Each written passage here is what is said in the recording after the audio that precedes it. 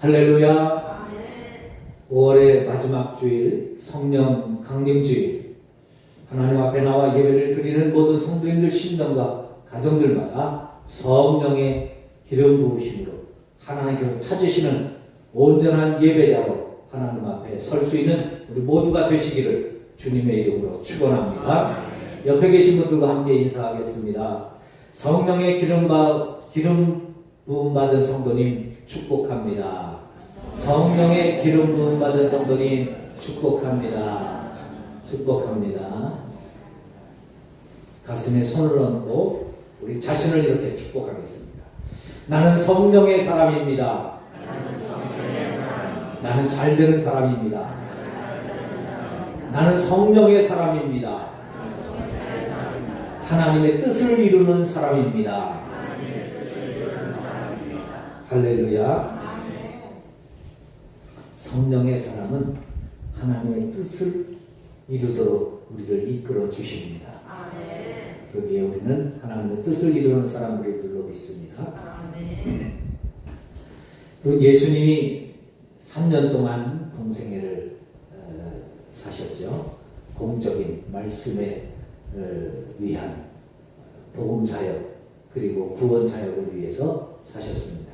그 예수님이 3년 동안 이루신 사역들 가운데 가장 중요한 사역이 뭘까요? 또 예수님이 가르쳐 주시고 이끌어 주신 그 예수님의 사역의 핵심이 뭘까요? 예수님의 말씀을 보면 알 수가 있습니다. 마태복음 4장 17절에 보면 예수님께서 공생애를 시작하시면서 첫 번째로 하신 말씀입니다. 회개하라, 천국이 가까이 왔느니라. 예수님은 어떻게 해서든지 우리에게 천국을 전해주시기 위해서, 즉 우리를 천국에 가게 하시기 위해서 3년 동안 무진한 애를 쓰셨습니다. 그리고 모든 가르침과 또 모든 병을 고쳐주시고 기적을 베풀어 주시고 역사해 주시고 함께 해주신 것이 바로 우리를 천국 가게 하시기 위함이라. 그래서 제가 말씀드립니다. 다른 것 몰라도 신앙생활하면서 어떻게 해서든지 내 영혼이 천국은 가게 해놓고 예수 믿고 봉사도 하고 헌신도 하고 충성할 수 있기를 주님의 이름으로 축복합니다. 가장 중요한 거예요. 내 영혼이 천국 가게 하는 것. 내 영혼이 천국 가게 하는 것.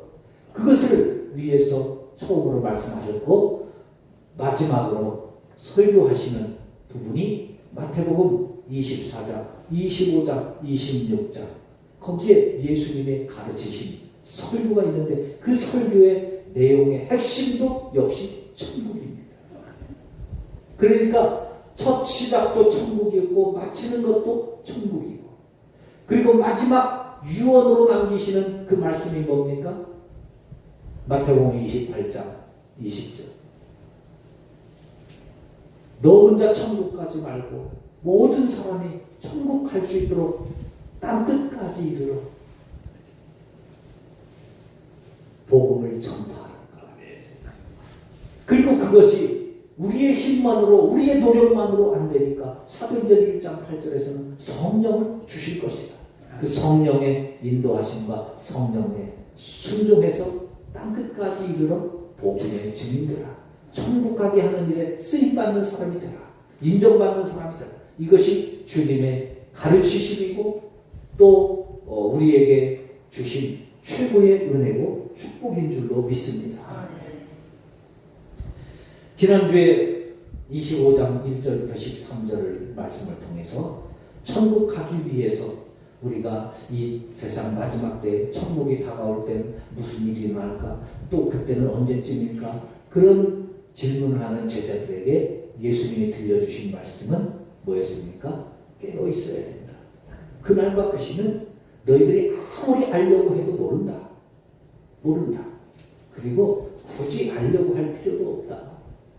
단지 깨어 있어야 된다 하는 말씀을 드렸습니다. 천국 가기 위해서는 깨어 있어야 된다. 깨어 있어야 된다. 그러면 목사님 그러면 깨어있다는 것이 어떤 걸까요? 거기에 대해서 그 질문을 할까봐 예수님이 오늘 본문을 통해서 깨어있는 자의 모습이란 과연 어떤 것인가? 기름을 준비한다는 것은 과연 어떤 것인가? 그 모습을 오늘 본문을 통해서 우리에게 가르쳐주고 있습니다. 깨어있는 자의 모습. 그러면서 예수님께서 한 가지 이야기를 하십니다. 어떤 사람이 타국에 가는데 종들을 불러서 자기의 소유를 그 종들에게 다 맡겼다는 겁니다.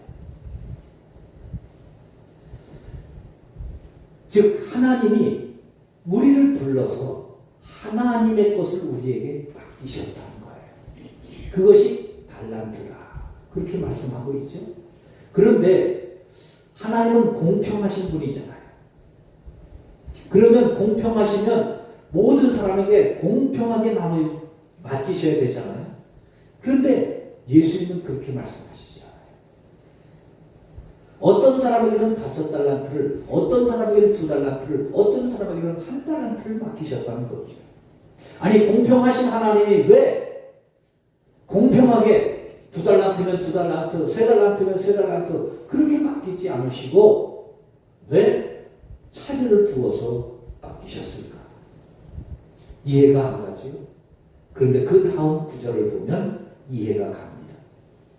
15절에서 이렇게 말씀합니다. 각각 그 재능대로. 각각 그 재능대로. 여러분 이게 포인트예요. 이 말씀이 있기 때문에 공평하신 하나님인 거예요. 이 말씀이 없으면 5달란트, 2달란트, 1달란트 차별을 두셔서 맡긴 것 같은데 이 재능대로 맡기셨다는 이 말씀 때문에 공평하신 하나님인 거예요. 할렐루야. 여러분 공평이 뭐예요? 모든 사람에게 같이 대해준다는 거죠. 모든 사람에게 다 똑같이 달란트를 나눠주는 것이 공평처럼 보입니다. 그런데 이것은 우리를 속이는 거예요. 똑같이 나눠주는 게 공평이 아닙니다. 예를 들어볼까요? 여러분들에게 만약에 제가 신발을 한 켤레씩 드립니다. 신발을 한 켤레 드리는데 똑같은 브랜드죠? 똑같은 가격에 똑같은 브랜드로 나눠드리는데요. 똑같이 모든 분들에게 신발을 제가 신은 255mm로 나눠두면 공평하죠? 똑같은 크기로 나눠드렸습니까? 똑같은 브랜드로 똑같은 크기로 똑같은 재질로 똑같은 가격으로 나눠드렸습니까? 공평하죠? 이게 공평한 겁니까? 그건 공평한 게 아니에요. 공평을 위장한 장난에 불과합니다.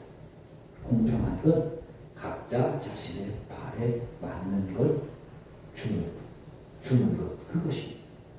그런데 어떤 사람이 왜 저 사람은 270mm 저렇게 큰 거 주고 고모가 그만큼 더 들어갔을 텐데 천이 그만큼 더 들어갔을 텐데 나는 왜 235mm 줍니까?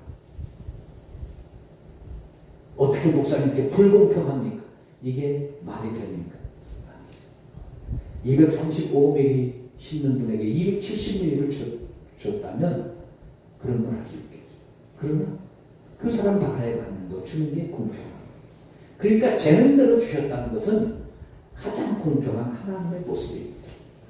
문제는 그 공평을 내가 못 받아들이는 거예요. 왜 나는 1달란트라는 거죠? 내 재능은 2달란트 같은데, 내 재능은 5달란트 같은데 나한테는 왜 1달란트밖에 안 맡겼느냐? 이것 가지고 불평을 삼는 우리의 모습이, 그래서 하나님이 불공평하게 보이는 거예요. 그러나 여러분, 내가 보는 나와 하나님이 보시는 나, 하나님이 더 정확하시고 분명합니다. 내가 알고 있는 나, 내가 평가하고 있는 나와 하나님이 평가하고 계시는 나의 모습이 다르다면 하나님의 평가가 더 정확하다는 것을 받아들일 수 있어야 합니다.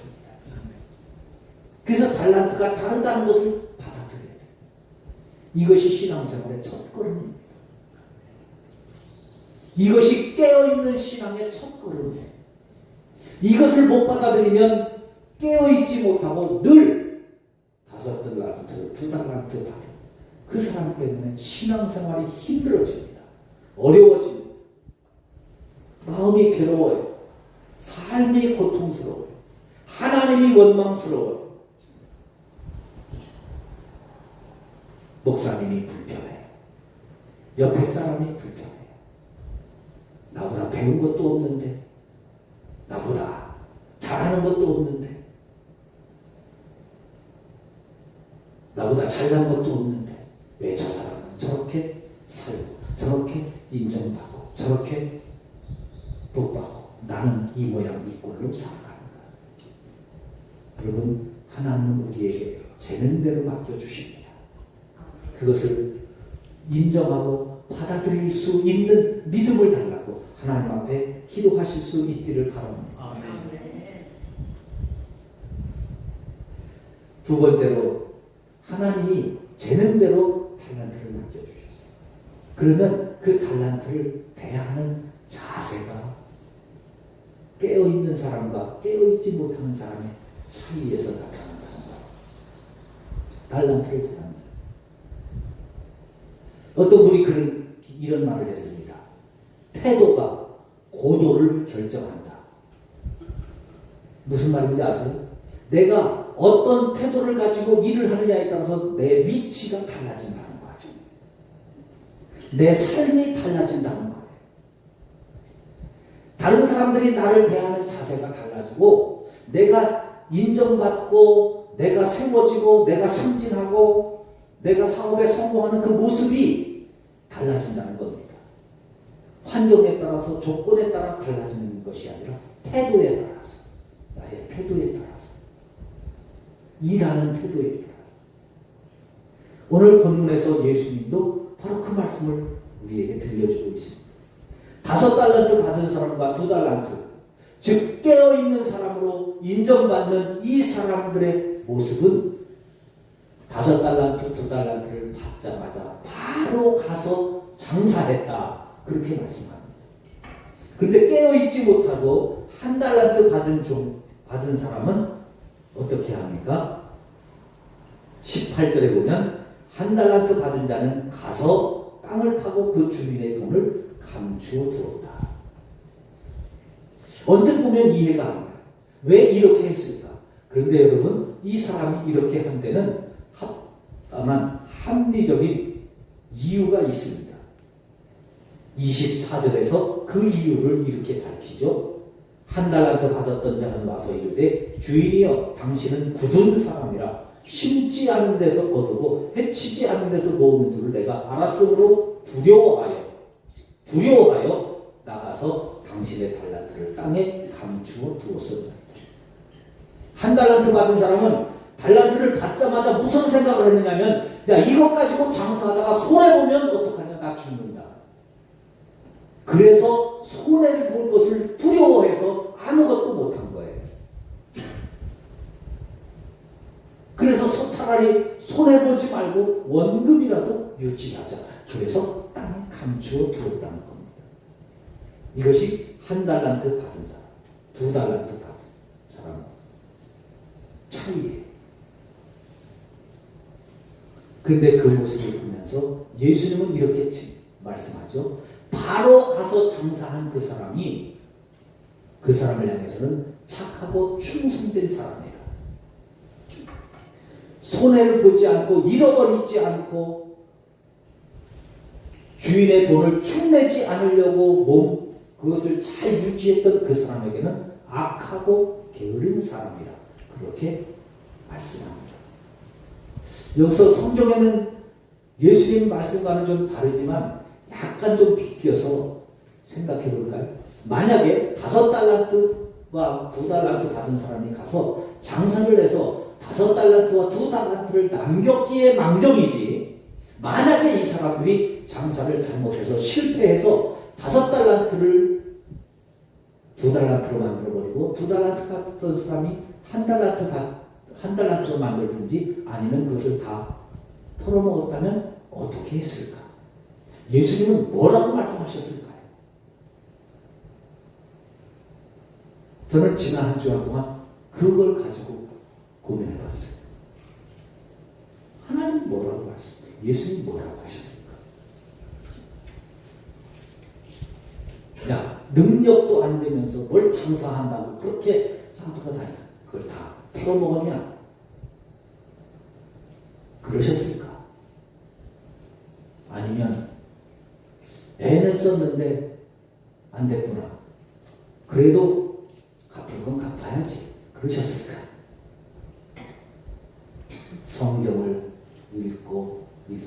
읽어보면 주님이 그 사람에게 들려주시는 말씀이 나옵니다. 뭐라고 했을까요? 똑같이 잘하였더라. 착하고 충성된 종이라고 말씀하셨을 겁니다. 왜요? 주인이 그걸 맡긴 것은 그거 유지하라고 맡긴 게 아니라 그거를 개발하고 활용하라고 일하라고 맡겨주신 거예요. 할렐루야. 할렐루야. 여러분 이것 찾으셔야 여러분들이 신앙생활하는데 두려움, 근심, 염려, 걱정, 낙심, 좌절 버릴 수 있습니다. 전도하는데 전도 열매가 없어요? 걱정하지 마세요. 전도 나간 것 자체를 보시고 하나님은 잘하였구나, 착하고 충성된 종이라고 말씀하실 겁니다. 기도하는데 아직 응답이 없어요? 그래서 힘들고 고통스러워요? 걱정하지 마세요. 기도하는 그 모습을 보시고 하나님은 잘하였구나, 착하고 충성된 종이라고 말씀하실 거예요. 우리가 보기에는 5달란트 받은 사람이 5달란트 남기고 대단해 보이잖아요. 대단해 보이잖아요. 2달란트 받은 것, 2달란트 받아가지고 2달란트 남긴다는 것 대단해 보이죠. 여러분 여기 이 달란트가 비용이 얼마큼인지 아세요? 한 달란트가 6천만 원 정도 됩니다. 우리나라 돈. 근데 이게 그냥 달란트가 아니라 그냥 달란트가 아니라 금한 달란트예요. 그러면 그 가치는 훨씬 더 뛰어넘는 거예요.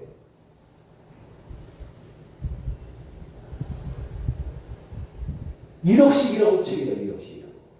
5억을 맡겼는데 5달란트 5억이잖아요. 5억으로 다시 5억을 남긴다는 것이 쉬운 일입니까? 쉽지 않아요. 대단한 거죠.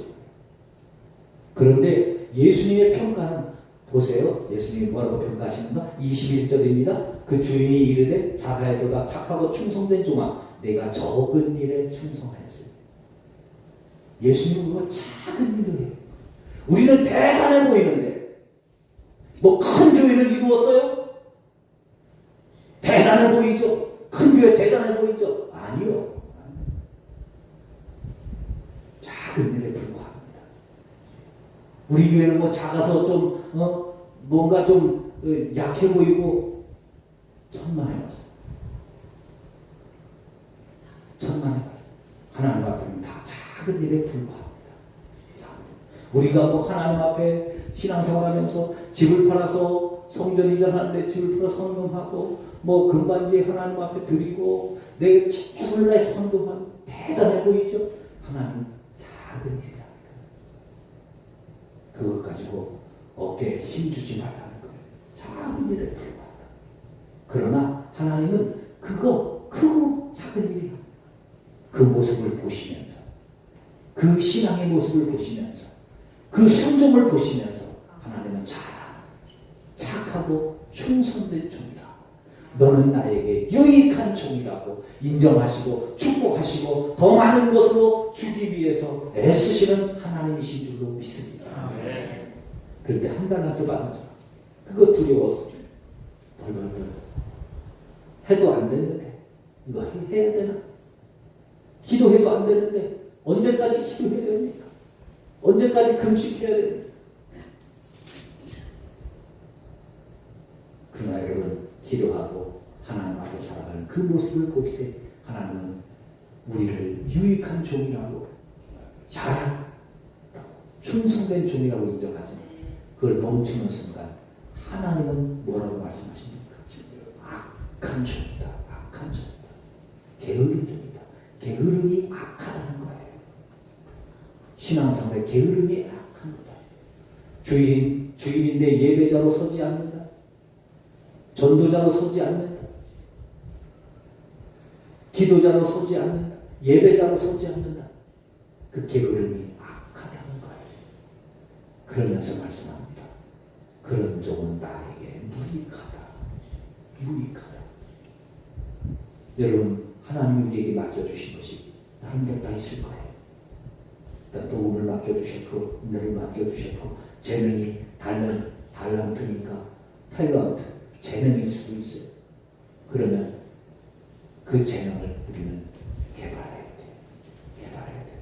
예배도 어제 드렸던 예배와 똑같은 모습으로 예배 드리지 말고, 지난주에 드렸던 예배와 똑같은 모습으로 예배 드리지 말고, 오늘은 또 다른 모습으로, 또 다른 마음으로 하나님, 오늘 나에게 주신 은혜는 무엇인지 주의 은혜를 구하며 하나님 앞에 늘 새로운 바로 가서 장사하는 그 모습으로 하나님 앞에 서실 수 있기를 간절히 바랍니다.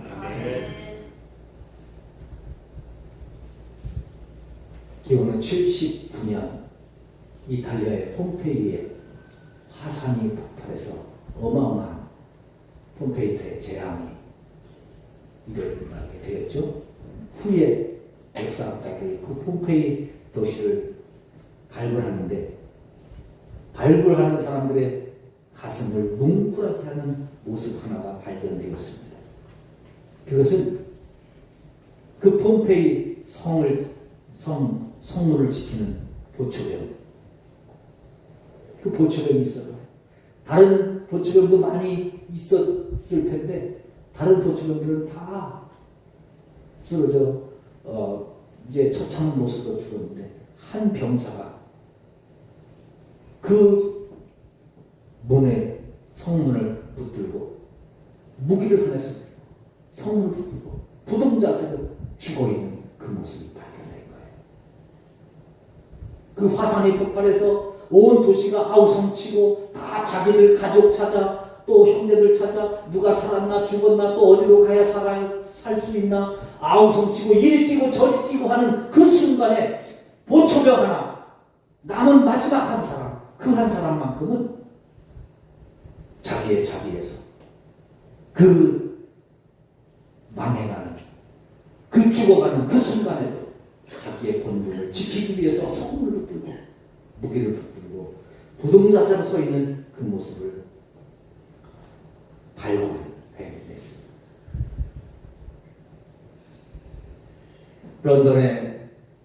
런던 미술관의 대형 박물관에 바로 이 군인을 모델로 해서 그 당시에 어지러운 모습을 그림을 그려놓고 그 가운데 이 사람의 모습을 그려놓고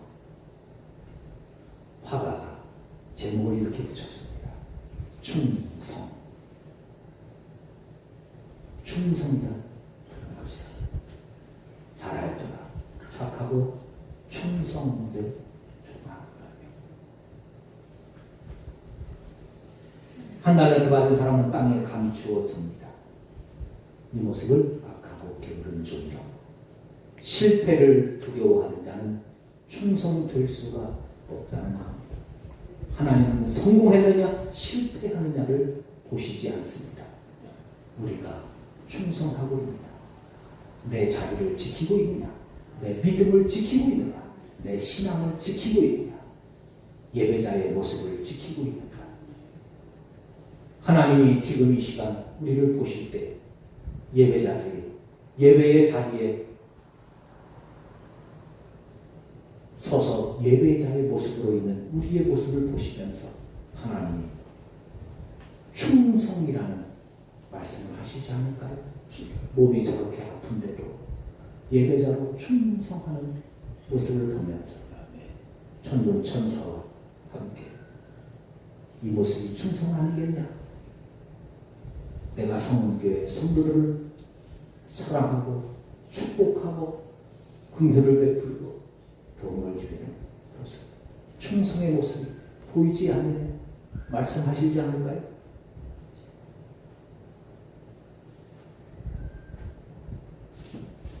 마지막으로 하나님의 기준은 다르다는 겁니다. 마지막 결산할 때 하나님이 3급의 기준을 밝히죠. 부익부킹이게 한 달란트 받은 사람 걸 뺏어서 10달란트 받은 사람에게 줍니다. 공평한 사람 하나님이 역시 긍휼의 하나님이 공평하게 수고를 했다. 잘했다. 그러나 이제 마지막이니 똑같이 나눠주자. 그렇게 말씀하시지 않아요. 오히려 하나님이 이렇게 말씀합니다. 있는 자는 받아 풍족하게 되고 없는 자는 그 있는 것까지 빼앗기리라. 있는 자는 받아 풍족하게 되고 없는 자는 있는 것까지 빼앗기리라. 뭘까요? 일하는 사람에게, 순종하는 사람에게, 사명자에게, 일하는 자에게 더 주신다는 겁니다. 여러분, 이것이 하나님의 은혜요, 하나님의 능력입니다. 하나님의 일에는 그래서 마이너스가 없습니다. 하나님이 반드시 은혜를 주시고 복을 주시고 도와주시고 함께해 주십니다. 남게해 주십니다. 작은 것에 충성된 사람은 큰 것에도 충성되기 때문에 더 많이 주시는 겁니다. 하나님은 우리가 가진 것으로 평가하지 않습니다. 지금까지 이룬 것을 가지고 또 평가하지 않으시고 마지막 끝날 때 우리의 모습을 가지고 평가하실 것입니다. 그래서 지금 아직 기회가 있습니다. 지금 아직 시간이 있습니다.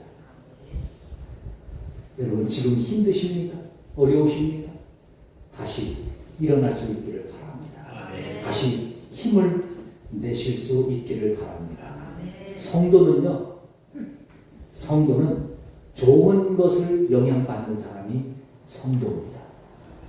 그게 믿음의 사람이에요. 믿음의 사람과 믿음이 없는 사람의 차이. 믿음이 없는 사람은 좋지 못한 것에 영향을 받아요. 그래서 남들이 나에게 좋지 않은 얘기하면 그것에 영향받아서 기분이 상하고 그 기분이 상해서 마음도 상하고 그래서 지금까지 기분이 좋았던 거 다 잊어버려요. 또 뭔가 조금 안 좋은 일이 생기면 지금까지 막 좋고 잘 되어왔던 것들이 다 우르르 그냥 다 무너져 버립니다. 그러나 믿음의 사람은 그렇지 않아요. 좋은 것을 영향받는 거예요. 할렐루야. 그게 믿음의 사람이에요. 하나님의 영향을 받는 거예요. 말씀의 영향을 받고 성령의 영향을 받고 기도의 영향을 받고 믿음의 영향을 받는 것이 믿음의 사람인 거예요. 그러니까 좋지 않은 것에 영향 받으려고 하지 마세요. 한 달란트 받은 사람 이거 손해보면 어떨까? 두려워서 그것에 영향을 받아서 해야 될 일조차 못하는 거예요. 성도는 좋은 것, 긍정적인 것, 적극적인 것, 축복의 말, 하나님의 말씀, 은혜의 말씀에 영향을 받으면서 살아가는 사람입니다. 그 사람이 5달란트, 2달란트 받은 자의 모습으로 살아가는 것입니다. 사랑하는 성도 여러분, 하나님의 영향을 받으며 살 수 있기를 축복합니다. 말씀의 영향을 받으면서 살 수 있기를 축복합니다. 기도의 영향을 받으면서 살 수 있기를 축복합니다. 성령의 영향을 받으면서 살 수 있기를 축복합니다. 그것이 우리를 복된 길로 인도합니다. 우리를 부요하게 하고 우리를 충성스럽게 하고 우리를 형통하게 합니다. 하나님은 지금도 충성된 자를 찾으십니다. 그리고 그에게도 풍성하게 맡겨주십니다. 충성을 구할 수 있는 저와 여러분들이 되실 수 있기를 바랍니다. 지금 나의 모습, 비록 작은 모습이라도 한 달란트의 모습이라도 받아들이세요. 인정하세요. 2달란트는 한 달란트만 더 남으면 됩니다. 제가 언젠가 우리 그 부흥단 목사님들 단장할 때 목사님들한테 설교하면서 이 말씀을 가지고 이렇게 설교를 했어요. 저는 아무리 봐도 한 달란트 받은 것 같습니다. 여러분들은 몇 달란트 받은 것 같으십니까? 그런데요, 제가 성경을 읽으면서 한 달란트 받은 종으로 생각해 보니까 얼마나 축복인지 몰라요. 왜요? 한 달란트 받았으면 한 달란트만 남기면 되잖아요. 5달란트 받은 사람은 5달란트 받으려면 얼마나 애를 쓰겠어요. 얼마나 힘들겠어요. 우리는 한 달란트 받았으면 한 달란트만 남겨도 충분합니다. 그것으로 하나님 우리를 충분히 축복해 주십니다. 그렇게 생각하니까요. 작은 것이 고통이 아니라 은혜일 수 있어요. 축복일 수 있어요. 더 충성할 수 있는 저와 여러분들이 되실 수 있기를 주님의 이름으로 축복합니다. 아멘. 우리의 생각과 하나님의 기준은 다를 수 있습니다. 단 내게 주신 것 가지고 지금 이 자리에서 충성을 구하며 살아갈 때 저와 여러분들의 모습을 통해서 하나님은 더 크게 일하실 줄로 믿습니다.